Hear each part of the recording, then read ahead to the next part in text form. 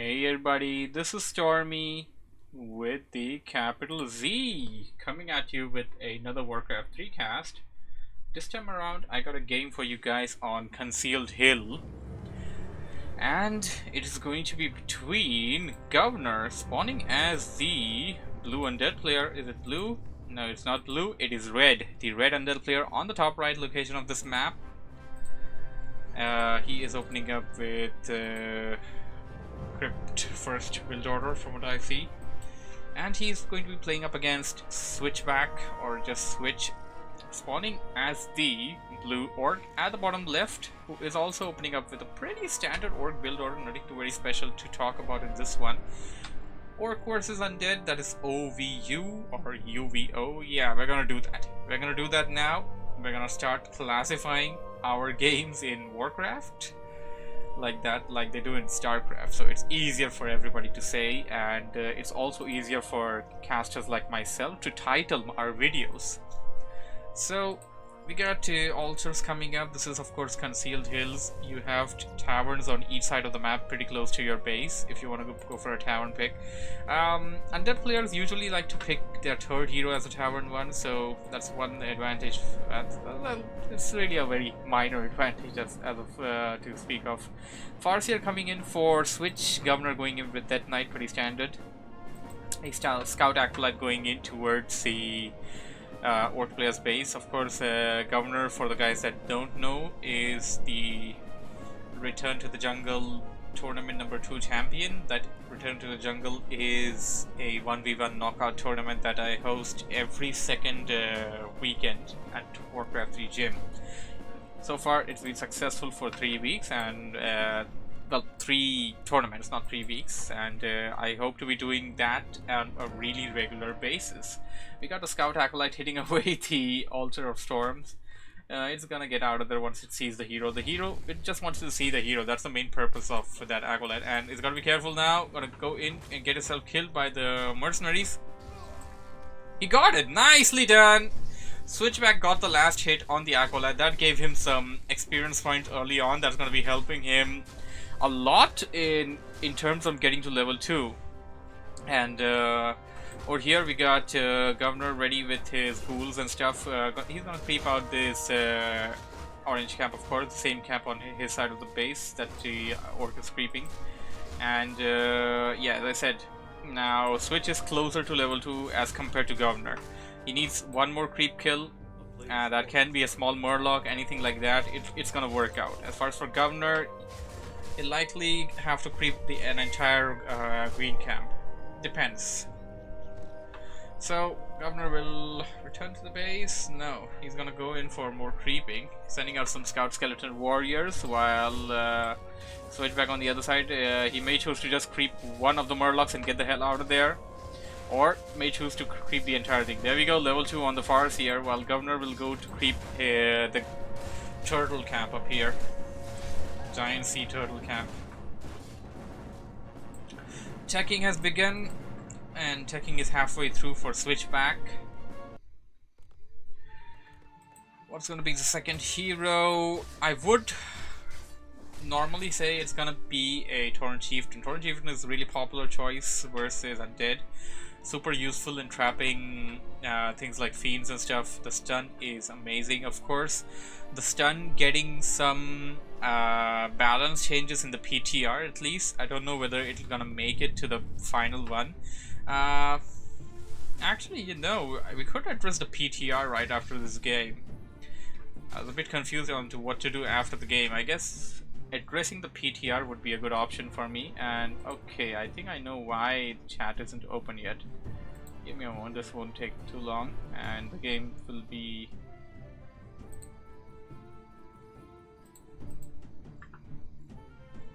There we go, the chat's open now. I think this is why the chat wasn't responding. So we got Switchback now trying to deal some harassment on the Guvnor's base. Guvnor has a lot of ghouls over there. He should be easily, I mean, he should be able to easily take out these spirit wolves, but they're gonna be super annoying. They're just gonna come in, attack, run back. A hit and run attempt, that's all they're gonna do. And they're gonna do it whilst Switch is going to creep a camp far from Guvnor. He knows that Guvnor is is at his base, and by the time Guvnor reaches him, he will be done creeping that camp. That's something that you can do as an orc player, something very, very beneficial for you. So, Sw1tch nearing level 3, that is the ideal level you want to be on. Guvnor still staggering below 2.5, so that's something that he needs to take into consideration and pick up real soon. Tauren Chieftain coming in for the orc player, dropping down a War Mill and a Bestiary. There won't be any Tauren Totem, I guess. It's gonna be Kodo Beasts and Raiders. That's gonna be the way the orcs deal with the undead these days. On the other side, Guvnor now taking on a rather difficult camp. Creeping this particular camp out with the weaker units such as ghouls is something really difficult, and you gotta be careful. If your enemy player tries to jack you, you can be in a really, really bad pickle. So you gotta be careful in this situation. Of course, you have the Unholy Aura. That's gonna be useful to you. And Scout Skeleton Warriors here and there. Tauren Chieftain is out.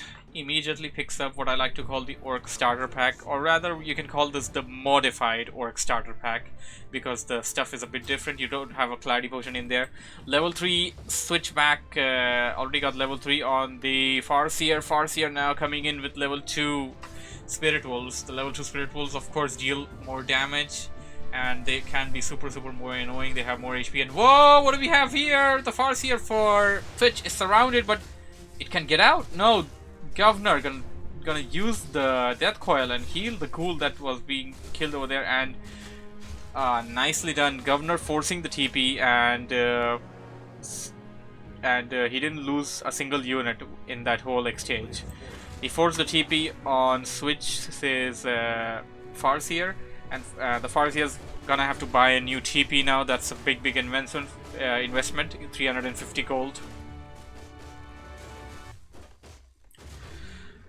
So, nicely done there by Guvnor, and it appears that Guvnor wants to set up an expansion, or he's just going to clear out the expansion for now and set it up later on. He does have a second crypt coming in and a slaughterhouse, so what's he gonna go for? We do have Sw1tch's wolves coming in. The Spirit Wolves will attack the under construction building, but that will also give him the knowledge of what Guvnor is doing, so he has full information. He has a full scout report of what the Guvnor is up to. But here's the thing about Sw1tch now. Guvnor doesn't know what Sw1tch is doing. He doesn't have any Scout Skeleton Warriors here because of the pressure that he has been dealing with. He has two here. He may choose to send them away. He has the Lich ready though. Lich went for Frost Nova as a first spell. That's going to be useful in taking out the Grunts and Raiders. AoE damage. And yep, Sw1tch is definitely wanting to set up an expansion up here. Guvnor has no knowledge of this as of right now. Now we got some illusionary Farseer hero stuff. They're gonna lurk around the map. And Sw1tch just spawning units as he has to. And the Guvnor now sending a Scout Skeleton Warrior. It's gonna detect that expansion, and Guvnor needs to immediately react to that. How you say? I guess you can try and set up an expansion of your own. That's one thing you can do, and one thing I strongly feel that Guvnor should do. And what do we have here? Guvnor cancelling the expansion for Sw1tch. He went in there with his heroes, and that was sufficient. Nicely done. And although Sw1tch got all the resources back, now he's gonna lose a lot of peasants, or rather peons over there. Here comes the cavalry. They're going to surround. Oh, nicely done. Ensnare on that Lich, trying to get us around. No, didn't get it. Didn't get the stomp either. The Lich managed to escape the stomp. Gotta be careful. Gotta be super careful once again. Ensnare. Surround. No stomp. Surround once again. Didn't get through. Scroll of speed. Third time's the charm. Storm. There we go. Surrounded. Lich is surrounded. Nowhere to go. There's little to no chance for this Lich to survive. It can take out a unit or two, but that's just it.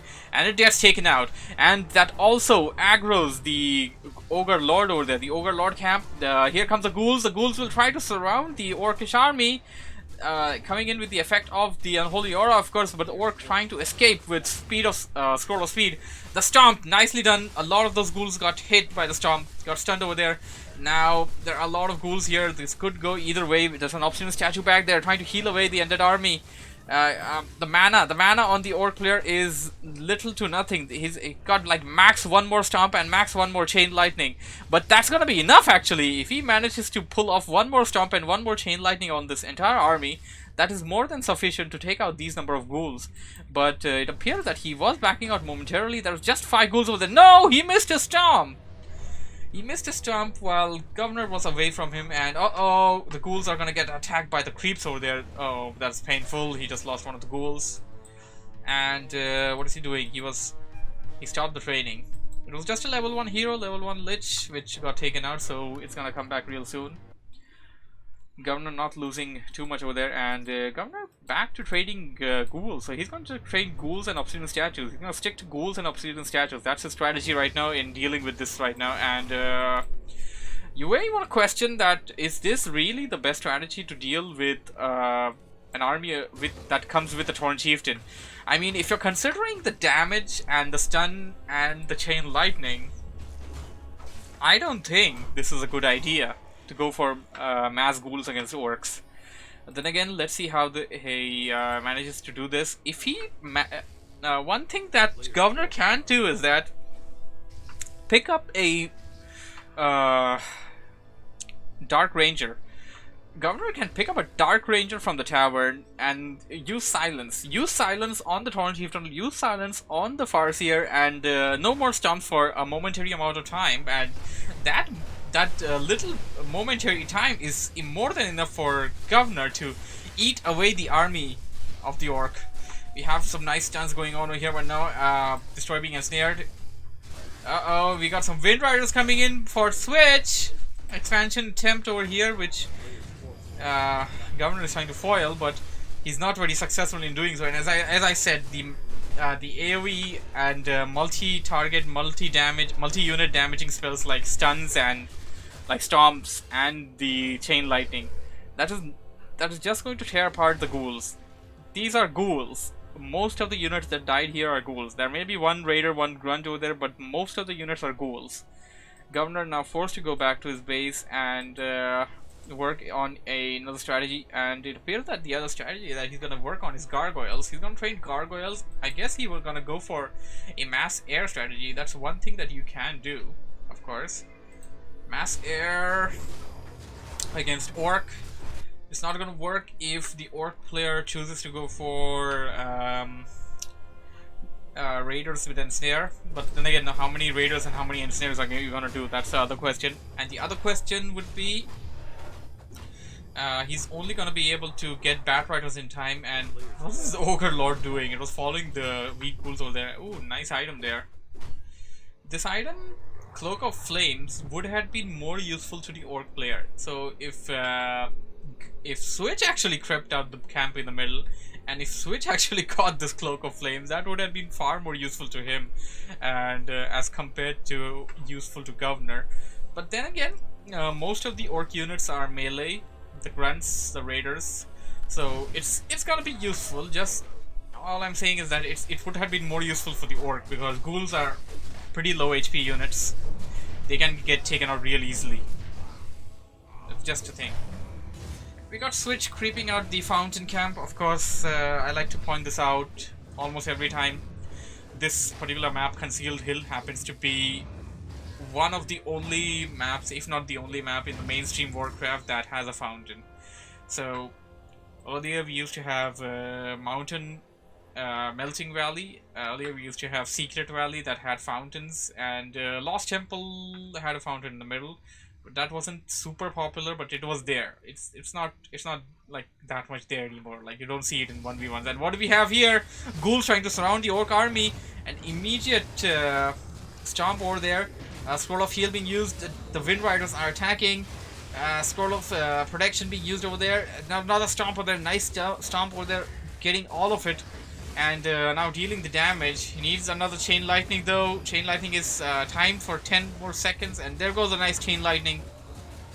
This is bugged. Yeah, it says 910, 910. It just keeps on saying 910 to me. It's kind of bugged over there. But I guess we won't have any more Chain Lightnings anytime soon.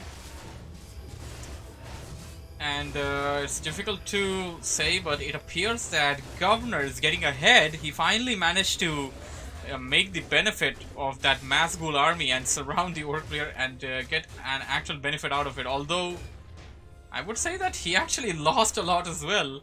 Currently Guvnor is sitting at a 21 food army, while Sw1tch is still at a 47 food army. He may be training a lot of stuff though, and uh-oh, hero being targeted. The Death Knight has a pendant of mana too, that gave him more death coils and forced to use the TP to go back. Guvnor called for the GG. He lost a lot of ghouls there and there was no way for him to come back. Also, he didn't have an expansion, so this game goes to the orc player. Let us switch back. Well, wonderful game there. Hope you guys enjoyed it. Thank you for watching. Thank you for listening.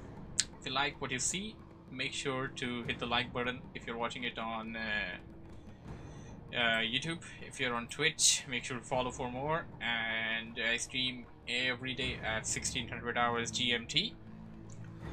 WarCraft daily commentary is my thing, and after that I start my game night. It's a good time to do that actually right now, so I'm gonna end it right here. Thank you for watching. I shall see you guys next time. Bye for now.